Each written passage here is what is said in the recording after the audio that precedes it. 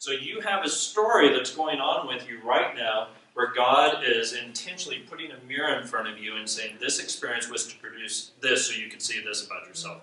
This is a gift you have. Develop it. This is a talent that you're supposed to sharpen inside yourself. So what God is doing in a very kind way is you're going through what we call the training process of you discovering who He made you to be. He's giving you a redemptive story. He's now telling you who you are because now so that you can have impact. Okay? So with all these things that God's been doing, talking to you, developing who you are, the third part of what we would call a vision for your life is called the scenario of impact.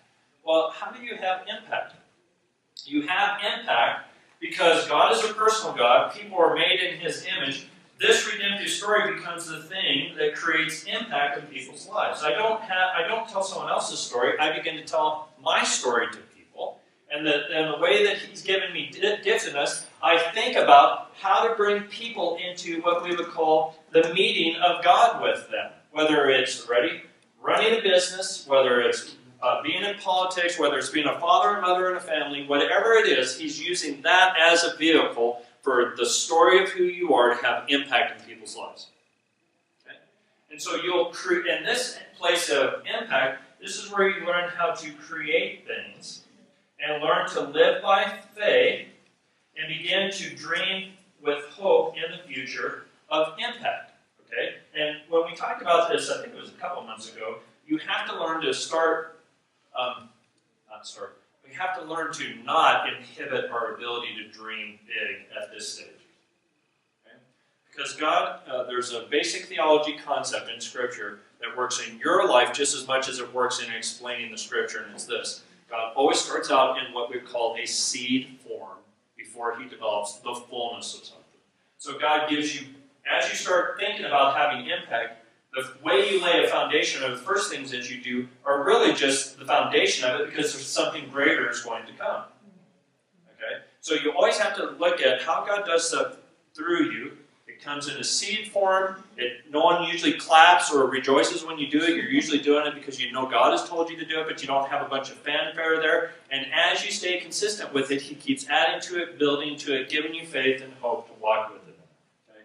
That's the basics of what we would call you learning to dream with God, and that's what we mean when I say to you guys, this is what your vision or your destiny is. You have a story with God, you have a story with your identity, you have a story and impact. Now, if you can imagine, now we're ready to teach what we're going to cover tonight. That was all pre-introduction. Yes? What's that first word on the third row? This one? Yeah. Create. It doesn't look like it. No, that's okay. Yeah, thank you for asking. Anyone else have a question or comment before we actually get to where we're covering?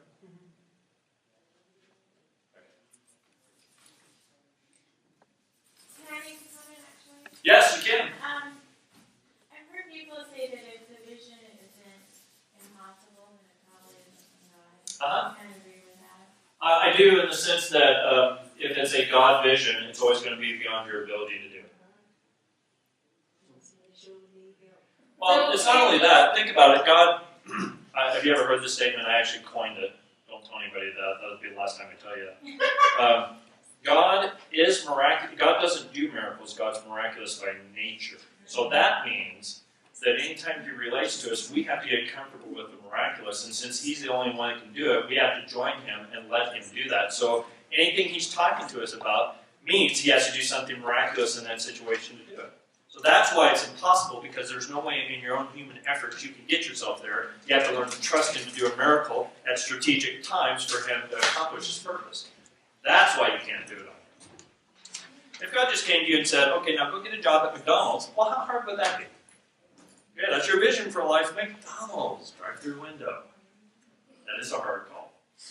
Making sure I get the orders for fries right and all that other stuff. Well, that kind of stuff everyone already can do.